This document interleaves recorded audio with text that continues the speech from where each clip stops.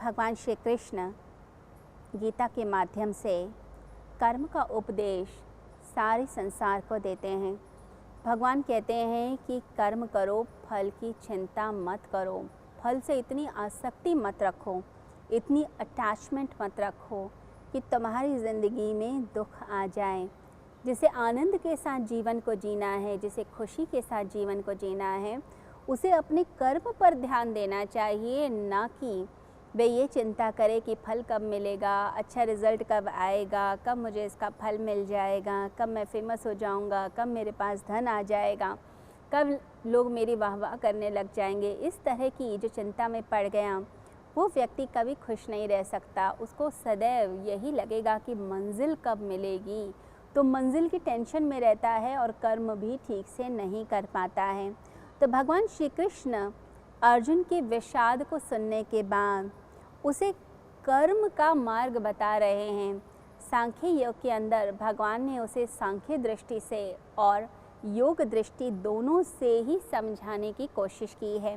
सांख्य दृष्टि में भगवान ने बताया कि आत्मा जो है वो नित्य होती है, वो अमर है, अचर है, उस पर किसी चीज़ का प्रभाव नहीं, वो कभी नहीं मर सकती है। और शरीर जो है वो नश्वर है। तो जब शरीर नश्वर है और आत्मा कभी मरती नहीं, तो हे अर्जुन, तुम क्यों चिंता करते हो? जो लोग युद्ध लड़ने के लिए आए हैं, वो लोग जो हैं वह कभी भी मरेंगे नहीं, कभी भी समाप्त नहीं होंगे। उनका शरीर नश्वर है, शरीर ज़रूर मरता है, शरीर ज़रूर जो है समाप्त होता है और फिर आत्मा नए शरीर को धारण कर लेती है। इसे चिंता की बात नहीं है। तुम अपने स्वभाव के अनुसार कर्म करो। स्वधर्म की बात बताई कि तुम क्षत्रिय धर्म के हो, यानी तुम्हारा स्वभाव क्षत्रिय है, इसलिए तुम्हें इस धर्म का पालन करना चाहिए, अपने इस नेचर को तुम्हें फॉलो करना चाहिए। यहाँ भगवान जब योग दृष्टि पे आते हैं, योग दृष्टि यानी कि कर्म की दृष्टि, तब भगवान कहते हैं अगर कर्म दृष्टि से भी देखा जाए तो अर्जुन, तुम्हें ये युद्ध लड़ना ही चाहिए, लड़ना ही पड़ेगा। क्योंकि कर्म के हिसाब से जो कर्म योग है वह कहता है कि आपने अपना फोकस अपने काम पर रखना है, अपने कर्म पर रखना है। आपका काम बेस्ट होना चाहिए, रिज़ल्ट आपको अच्छा मिल ही जाएगा। देखिए, कार्य और कारण का प्रिंसिपल यह कहता है, सिद्धांत यह कहता है, कोई व्यक्ति कोई एक्शन करता है तो उसका जो है रिएक्शन होता ही है, यानी कि उसका उत्तर आपको मिलता ही है। आप अच्छा करेंगे तो अच्छा फल आपको प्राप्त होगा। लेकिन अगर कोई व्यक्ति यह एक ज़िद बना ले कि नहीं ऐसा ही रिज़ल्ट चाहिए, तब उसकी ज़िंदगी में दुख की शुरुआत हो जाती है। तो अटैचमेंट जब हम बना लेते हैं कि हमारे साथ तो ऐसा ही होगा, ऐसा होना चाहिए, और वो जब नहीं होता, उससे थोड़ा सा कम हो जाता है, तो व्यक्ति जो है वो दुख में पड़ जाता है। अति में नहीं डोलना है, ये नहीं कि मेरे को बहुत ज़्यादा कुछ मिल जाए। जब इतना अटैचमेंट बना लेंगे तो दुख तो ज़रूर मिलता है। जो व्यक्ति कर्म योगी है, भगवान श्री कृष्ण ने कर्म योग का सिद्धांत इस संसार को दिया है, गीता ने कर्म के बारे में बताया है। तो कर्म योग गीता का ही गढ़ा हुआ शब्द है, गीता ने ही इस शब्द को इस संसार को दिया है। इससे पहले कर्म योग के बारे में कोई बात ही नहीं होती थी। भगवान ने कर्म को भी योग बनाया, जैसे चैप्टर 1 को भगवान ने विषाद योग बना दिया। तो चैप्टर 2 के अंदर जब भगवान योग दृष्टि से समझाते हैं तो कर्म योग की व्याख्या करते हैं। भगवान कहते हैं कि तुम्हें कर्म पर ध्यान देना है। तो यहाँ जो अर्जुन की परिस्थिति है, एक विकट परिस्थिति है, संकट की जो परिस्थिति है, ऐसी परिस्थिति जो है हर मनुष्य की होती है। हर मनुष्य की ज़िंदगी में संकट होते हैं, परेशानियाँ होती हैं, और उस समय वो परेशान अपने उत्तर को ढूंढ रहा होता है, समाधान को, सॉल्यूशंस को ढूंढ रहा होता है कि ये मेरा प्रॉब्लम है, इसका सॉल्यूशन बताइए, इसका समाधान बताइए, इसका निदान बताइए। जब तक इसका निदान नहीं होगा मैं कभी खुश रह ही नहीं पाऊँगा, मेरी समस्या से मुझे उबारिए। तो परमात्मा की शरण में जाता है, बड़ों की शरण में जाता है कि कैसे भी करके इस समस्या से मेरा छुटकारा हो जाए। तो ऐसी स्थिति हर व्यक्ति की होती है, जैसे अर्जुन की स्थिति थी। तो ये स्थिति में भगवान उसे उपदेश देते हैं कि तुम अपने कर्म पर ध्यान दो, अपने कर्म को ठीक से करो, फल की चिंता छोड़ दो। कोई व्यक्ति जो बहुत मेहनत कर रहा है अपने बिज़नेस के अंदर, वो चाहता है वो बहुत सक्सेसफुल हो जाए, उसके बाद बहुत पैसा आ जाए, मेहनत कर रहा है, लेकिन इतना रिज़ल्ट उसका आ नहीं पा रहा। अगर वह निराश होकर बैठ जाए कि मुझे फल तो मिल नहीं रहा है, मैं इतने हज़ार करोड़ नहीं कमा पा रहा हूँ, या एक अमाउंट उसके माइंड में फ़िक्स है कि मुझे इतना प्रॉफिट चाहिए इस बिज़नेस से, लेकिन अभी कुछ हज़ारों का ही प्रॉफिट हो पा रहा है, और वो अगर निराश हो जाए, अपना कर्म ही छोड़ दें, तो जो थोड़ा बहुत फल भी उसको प्राप्त हो रहा था वो भी मिलना उसको बंद हो जाएगा।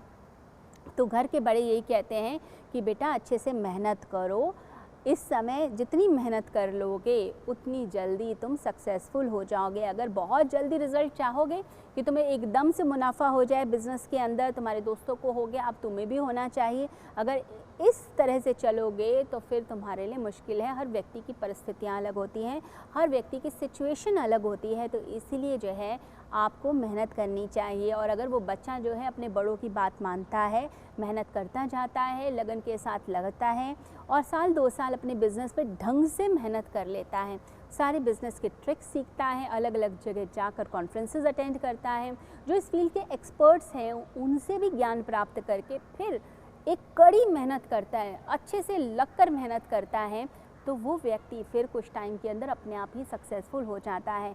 यदि व्यक्ति जो है एकदम अटैच हो जाए, नहीं मुझे तो फ़ायदा नहीं हो पा रहा, चलो इस बिज़नेस को बंद करते हैं, दूसरा बिज़नेस खोल लेते हैं।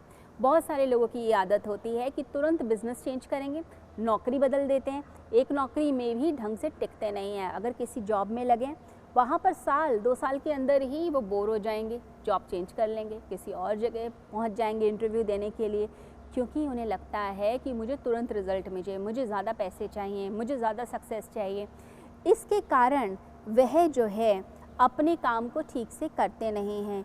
तो जिस व्यक्ति ने अपनी ज़िंदगी के अंदर आगे बढ़ना है, उस व्यक्ति को तुरंत जो है अपने कर्म पर फोकस कर देना चाहिए, यानी अपने कर्म पर ध्यान देना चाहिए। कर्म करें, अच्छे से मेहनत करें, लेकिन ऐसा आग्रहपूर्ण चित्त ना हो, ऐसी ज़िद ना हो कि मुझे तो बस ऐसा ही रिज़ल्ट चाहिए, ऐसा ही फल चाहिए।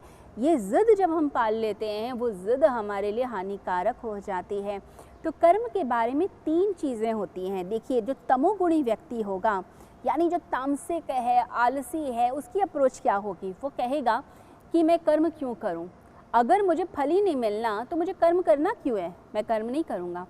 बहुत से लोग ऐसे होते हैं। अब घरों में कई बार बच्चे भी ऐसे होते हैं, अगर आप उनसे बोलते हो कि ये काम कर दो, तो बच्चा भी कहेगा कि मुझे इससे क्या मिलेगा, मुझे क्या ज़रूरत है ये काम करने की, तो काम नहीं करता।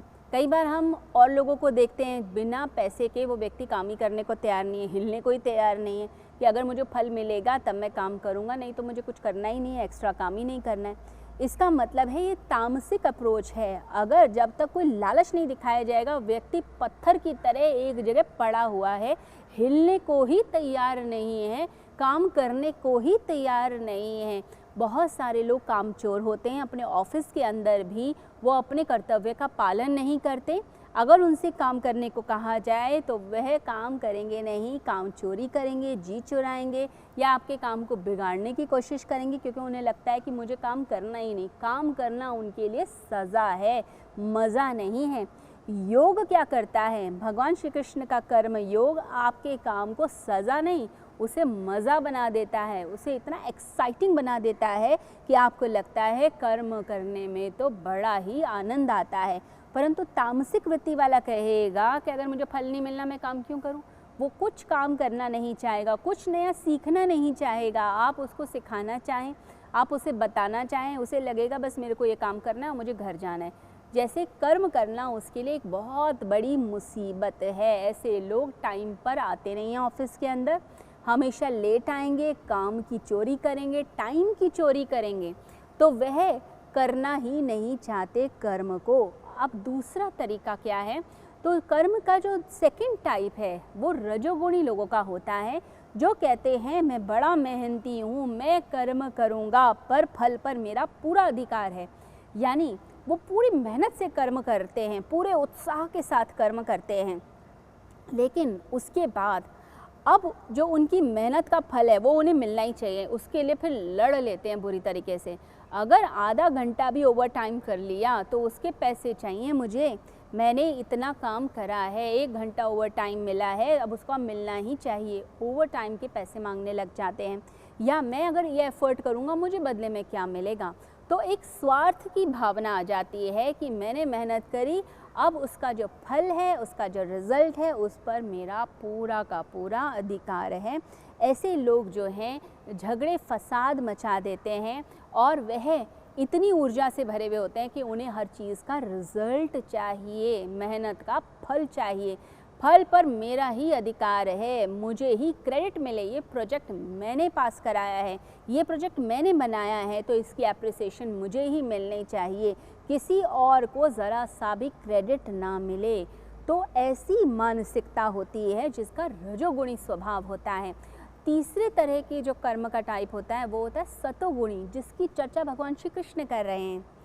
अगर परमात्मा से कनेक्ट होना है, उसकी शक्ति को प्राप्त करना है, तो कर्म योग, निष्काम कर्म योग के मार्ग पर चलना पड़ेगा। यानी कि मैं कर्म कर रहा हूँ, ये स्वतंत्रता मुझे परमात्मा ने दी है, कर्म की स्वतंत्रता परमात्मा ने दी है, फ्रीडम दी है, मैं कर्म को बेस्ट ढंग से करूँगा।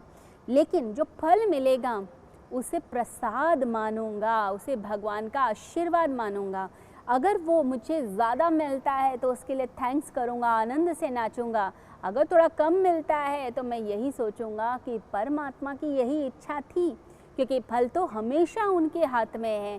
तो मैं उसे अपनी एक तपस्या मानूंगा कि मेरी तपस्या चल रही है, मुझे और ज़्यादा अपने कर्म को शायद निखारने की आवश्यकता है, मैं और ज़्यादा उसे निखारूंगा। तो यह पॉजिटिव सोच होती है। तो ऐसा व्यक्ति अपने कर्म को और निखारता है और अपने आप को बेस्ट बनाता जाता है और बेस्ट बनाता जाता है, और ऐसे निष्काम कर्मी को कोई घाटा नहीं होता। अगर आप सोचेंगे कि व्यक्ति बेचारा काम किए जा रहा है, सेवा कर रहा है, अच्छे स्वभाव का है, अच्छा व्यक्ति है, इसको क्या फ़ायदा होगा ज़िंदगी में, बुरे लोग तो बड़ी जल्दी आगे निकल जाते हैं। निष्काम कर्मी के बारे में भगवान श्री कृष्ण कहते हैं उसे तो इतना मिलता है, इतना मिलता है जितना तो सकाम कर्मी को मिलता ही नहीं। यानी कि जो किसी कामना से कर्म करता है कि मुझे ये चीज़ मिल जाएगी, मुझे धन मिलेगा, शोहरत मिलेगी, मुझे ये वस्तु मिल जाएगी, जो व्यक्ति ऐसी इच्छा के साथ कर्म करता है उसे तो सिर्फ वही चीज़ मिलेगी ना जो उसने इच्छा की। लेकिन जो परमात्मा की इच्छा पर छोड़ देता है और अपनी अच्छाई से कर्म करता जाता है, तो परमात्मा अपने इतने प्यारे, इतने लाडले बच्चे को जो इतना विश्वास कर रहा है परमेश्वर पे, यूनिवर्स पे, ब्रह्मांडीय शक्तियों पे इतना विश्वास कर रहा है, तो ब्रह्मांडीय शक्ति दिल खोल कर उस व्यक्ति को देती हैं, इतना देती हैं जितना तो उसने सोचा भी नहीं था। ऐसे सुख उसको प्राप्त होते हैं, ऐसा आनंद प्राप्त होता है, ऐसी तृप्ति प्राप्त होती है। और सिर्फ आध्यात्मिक रूप में उन्नति नहीं होती, भौतिक उन्नति भी उस व्यक्ति को होने लग जाती है। तो आप जब निष्काम कर्मी होते हैं तो परमात्मा पर छोड़ते हैं, तो परमात्मा एक प्यारी माँ की तरह उस व्यक्ति का भला करने लग जाते हैं, उस पर कृपा करने लगते हैं। कहते हैं कि एक बार एक मंदिर का निर्माण हो रहा था, तो एक साधु मंदिर के निर्माण के लिए, उसके निरीक्षण के लिए चल पड़े। तो सोचा ज़रा देख लेता हूँ कंस्ट्रक्शन साइट पे कि कैसे कंस्ट्रक्शन चल रही है और काम ठीक से चल रहा है कि नहीं चल रहा है। अब वहाँ पर कुछ मजदूर काम कर रहे थे। अब एक मजदूर बिल्कुल एक कोने में निढाल होकर बैठा हुआ था। अब साधु उसके पास जाते हैं और कहते हैं कि क्या हुआ, काम नहीं करना है, थक गए हो क्या? तो उस मजदूर ने बड़े खींच के उनकी तरफ देखा और कहा, क्या मुसीबत है, काम करना पड़ता है, मन तो करता है घर जाके आराम करें, इतनी गर्मी में मेहनत करनी पड़ रही है, मेरा तो मन ही नहीं करता। अभी यहाँ का जो मैनेजर है वो खाना खाने के लिए गया है, अब वो उसका ध्यान कहीं और है, तो अभी थोड़ा सा समय मिल गया है, सुस्ता लूँ, आराम कर लूँ और थोड़ा सा काम से बच जाऊँ, रिलैक्स कर लूँ, इसलिए कोने में बैठा हुआ हूँ। तो उसको देखकर साधु मुस्कुराए और आगे की तरफ बढ़ गए। अब जो तमोगुणी व्यक्ति होगा वो ऐसे ही करता है, जैसे ही मैनेजर का ध्यान हटा, काम करना बंद किया या रिलैक्स होकर बैठ गए कि हाँ जी हम तो काम कर रहे हैं, दूसरे को लगेगा आप काम कर रहे हैं और वो काम से जी चुराएगा, क्योंकि तामसिकता उसके अंदर भरी पड़ी है, काम करने की कोई इच्छा ही नहीं। काम तो करना पड़ता है क्योंकि फल मिलेगा तो ठीक है, इसलिए काम कर रहे हैं हम, नहीं तो काम करना कौन चाहता है। आराम पसंद लोग, यह एक टाइप होता है मनुष्य का जिसमें वो काम करना ही नहीं चाहता, आलसी प्रवृत्ति का होता है। तो थोड़ा आगे जब साधु जाते हैं तो एक व्यक्ति उन्हें दिखाई दिया जो बड़ी मेहनत से जो है पत्थर तोड़ रहा है और अपने काम को कर रहा है। तो साधु ने पूछा कि तुम तो बड़े जोश के साथ, उत्साह के साथ काम कर रहे हो। तो उस व्यक्ति ने कहा कि हम तो मेहनती लोग हैं, जहाँ भी हमें लगा दोगे हम तो अपना काम बेस्ट करेंगे, हम अपने काम में परफेक्ट हैं, हम प्रोफेशनल हैं इस काम के, इस काम की हमें लगन है, हमें बस ये काम करना पसंद है। आप चाहे मंदिर में लगा दीजिए या किसी घर पे लगा दीजिए या किसी महल में लगा दीजिए, हमारे लिए तो सब बराबर है। हम मेहनत करते हैं और मेहनत की खाते हैं, और मेहनत हम करते हैं और बड़े उत्साह के साथ करते हैं। और आज तो मैं सोच रहा हूँ कि मैं थोड़ा ओवर टाइम कर लूँ, ज़्यादा मेहनत कर लूँ, जिससे मुझे थोड़ी ज़्यादा धन की प्राप्ति हो जाए और मेरे घर में सुख सुविधाएं थोड़ी ज़्यादा आ जाएं। तो उसने साधु से ऐसा बोला और उसके बाद फिर अपने काम पे लग गया कि कहीं मेरा टाइम वेस्ट ना हो जाए। तो ऐसी जो प्रवृत्ति होती है इसे कहते हैं रजोगुणी प्रवृत्ति, जिसके अंदर व्यक्ति कहता है कि जितना काम करूँगा उतना मुझे धन मिलेगा, उतनी जितनी मेहनत की है उतना मुझे फल मिलता जाएगा, इसलिए मैं मेहनत करता जाऊँ, मैं हार्ड वर्क करूँ। तो ऐसे व्यक्ति को फल पर पूरा अधिकार रहता है कि ये तो मुझे मिलना ही है, ये धन मुझे मिलना ही है, ऐसी चीज़ मेरे को मिलेगी। फल पर पूरा का पूरा ध्यान, फल पर पूरा का पूरा अधिकार उस व्यक्ति का होने लगता है। तो साधु जब उसको छोड़कर आगे गए तब तीसरा मजदूर उनको मिला। अब वो मजदूर जो है वो भजन गा रहा था, साथ ही साथ मूर्ति पर पेंट कर रहा था, चित्रकारी कर रहा था, अलग अलग सुंदर सुंदर रंग भर रहा था। तो माता की मूर्ति के ऊपर सुंदर सुंदर रंगों से जो है कलर पेंट कर रहा था और साथ ही साथ में कुछ मंत्र को, भजन को ऐसे गुनगुना रहा था। अब साधु उसके पास गए और पूछा कि कैसा लग रहा है तुम्हें? तो उस व्यक्ति ने कहा मुझे तो बहुत मज़ा आ रहा है, एक तो बड़ा ही अच्छा काम हो गया कि मुझे मंदिर में काम करने का सौभाग्य मिल गया। अभी तक तो महलों में मैंने जो है काम किया था या लोगों के घरों में काम किया था, परंतु आज एक सबसे अच्छी बात हुई है कि मुझे एक मंदिर बनाने का काम मिल गया, मंदिर में मुझे जो है कंट्रीब्यूट करने का काम मिल गया है। मैं बहुत ही खुश हूँ इस कर्म से, इस समय बड़ा ही आनंद हूँ। एक तो मेरे जो कर्म है इस समय उससे मुझे धन तो मिल ही रहा है और साथ ही साथ में पुण्य कमाने का मौका भी मिल रहा है, मेरा तो डबल डबल फायदा हो गया। अब वो व्यक्ति बड़ा ही खुश है, बड़ा ही आनंदित है। अब साधु उसे देखकर मुस्कुराकर आगे चले गए। ये तीसरी मानसिकता होती है जिसे कहते सतोगुणी मानसिकता, यानी कि व्यक्ति जो है जब कर्म कर रहा होता है, कर्म में इतना आनंद लेता है, इतनी खुशी उसको हो रही होती है और उस कर्म को परमात्मा के चरणों में समर्पित करके कर्म कर रहा होता है कि परमात्मा की सेवा मैं कर रहा हूँ। इसे कहते हैं निष्काम कर्म। ये निष्काम कर्म में आप फल से अटैच नहीं होते, यानी कि जो आपको मिल रहा है आप उसके लिए पागल नहीं हो रहे होते कि ऐसा ही मुझे मिलेगा, इतना ही धन मिलेगा, इतनी ही चीज़ें मिलेंगी। आप अपने कर्म को एंजॉय कर रहे होते हैं और ये अटैचमेंट जैसे ही आपकी फल से, रिजल्ट से टूटती है, ये अटैचमेंट टूटने का फ़ायदा ये होता है आप सुख और दुख दोनों के पार चले जाते हैं। यानी कि फिर आपको ना तो सुख प्रभावित करता है ना आपको दुख प्रभावित करता है, क्योंकि आपको जो मिल रहा है वो परम पिता परमेश्वर के हाथों से मिल रहा है, वो प्रसाद है, तो वो हमेशा ही आनंद का विषय रहेगा। वो एक ब्लिसफुल इवेंट आपके लिए हो जाएगा, एक खुशी की बात होगी, एक तृप्ति अंदर से आने लगती है। परंतु एक प्रश्न यहाँ पर आता है कि अगर हम फल की तरफ अटैचमेंट रखेंगे ही नहीं, रिजल्ट की तरफ हम अटैचमेंट रखेंगे ही नहीं, तो हम कर्म करेंगे कैसे? ये प्रश्न बहुत लोगों के मन में आता है कि फल की अटैचमेंट अगर हम करेंगे, नहीं करते, तो फिर कर्म क्यों करें? तो यहाँ भगवान श्री कृष्ण की गीता हमें उत्तर देती है। तो गीता के अनुसार मनुष्य का सिर्फ कर्म करने पर अधिकार है, फल पर अधिकार है ही नहीं। अगर कोई व्यक्ति फल पर अधिकार सोचता है, फल पर अटैचमेंट सोचता है, तो वह व्यक्ति जो है सदैव दुखी रहने वाला है, क्योंकि कर्म करना ही हमारे हाथ में है।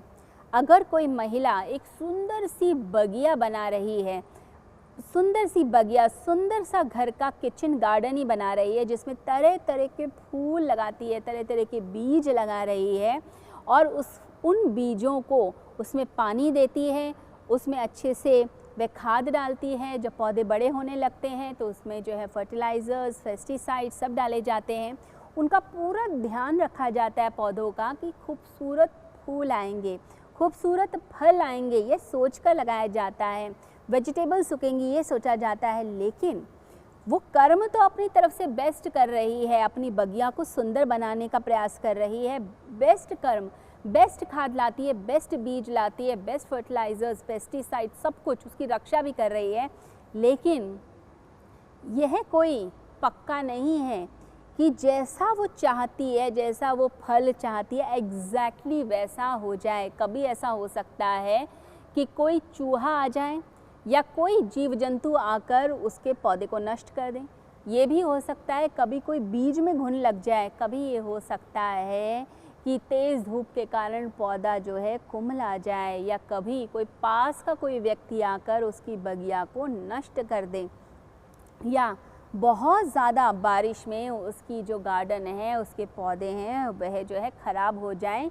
तो जैसा हम एग्जैक्ट फल चाहते हैं एग्जैक्टली वैसा मिल जाएगा, इसका कुछ पक्का निर्णय नहीं होता।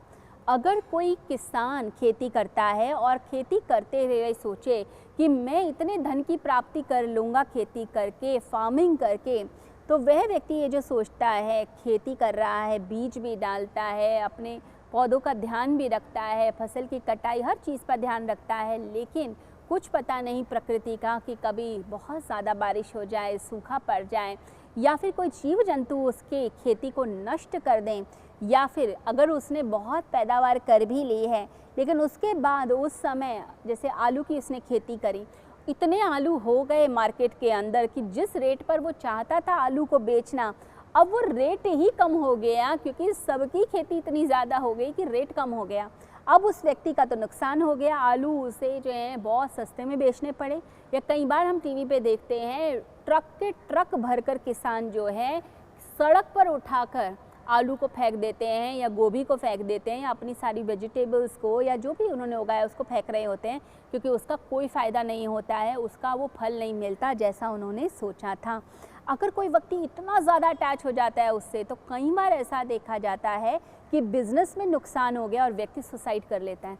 अगर बिज़नेस फ्लॉप हो गया तो व्यक्ति इतना टूट जाता है, निराश हो जाता है कई बार, कि व्यक्ति कहता है अब तो मैं कभी ज़िंदगी में कोई बिज़नेस नहीं करूँगा, अब तो कभी मैं ज़िंदगी में कोई काम नहीं करूँगा, क्योंकि इतना डर जाता है उस चीज़ से, इतना निराश हो जाता है उस चीज़ से कि उसकी हिम्मत ही टूट जाती है। जैसे किसी की बैकबोन तोड़ दी जाए, कोई व्यक्ति रॉड से बैकबोन तोड़ दे किसी की, बिल्कुल ऐसे ही वो जो परिस्थिति है उसकी बैकबोन तोड़ती है, उसके मन को तोड़ देती है।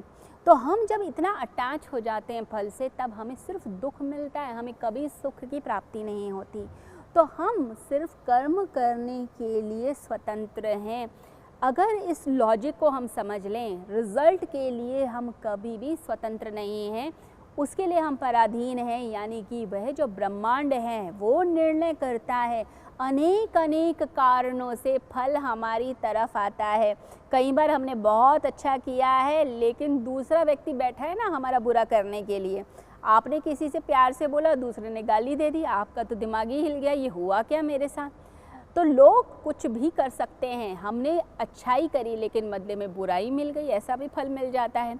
अगर हम ये सोचकर बैठें कि हमने सम्मान किया था, दूसरा व्यक्ति भी सम्मान करेगा, क्या पता उसके अंदर स्वार्थ था, क्या पता वो आपसे जलता था, या किसी ने उसको पहले से बहका के रखा हुआ था कि उसके अंदर आपके प्रति ईर्ष्या की, क्रोध की भावना थी, उसने आपका सार्वजनिक रूप में अपमान कर दिया। फिर आप क्या करेंगे? अगर आप यही सोच के बैठे कि नहीं नहीं मुझे तो अच्छा ही मिलना चाहिए, मुझे ऐसा ही मिलना चाहिए, ऐसी सम्मान मिलना चाहिए, तब आपको मिलेगा दुख, तब आपको मिलेगा विषाद। तो भगवान श्री कृष्ण का कर्म योग हमारे को स्टेबल करता है, हमें दुखों से उबारता है, समावस्था में लाता है, और इस समावस्था में जब हम आ जाते हैं तब हमारा कल्याण होता है। व्यक्ति सुख और दुख के पार जीना सीख जाता है। उसे पता है कि मैं अपनी तरफ से बेस्ट करूँगा, अपनी तरफ से अच्छा कर्म करूँगा, लेकिन मैं इतनी अटैचमेंट उसके लिए, इतनी आसक्ति नहीं पालूँगा कि वो आसक्ति फिर मुझे आगे ज़िंदगी में दुख दे दे, आगे ज़िंदगी में परेशानी दे दे। तो अपने आप को मेंटली स्टेबल रखता है। तो यहाँ पर अर्जुन को भगवान श्री कृष्ण गीता के माध्यम से कर्म का उपदेश देते हैं, कर्म के बारे में समझाते हैं कि अर्जुन कर्म करो, फल की चिंता मत करो, परमात्मा के चरणों में अर्पित करके कर्म को करो, कर्म फल को करो। वो परमात्मा हमेशा कल्याण करते हैं और तुम्हारा भला करेंगे।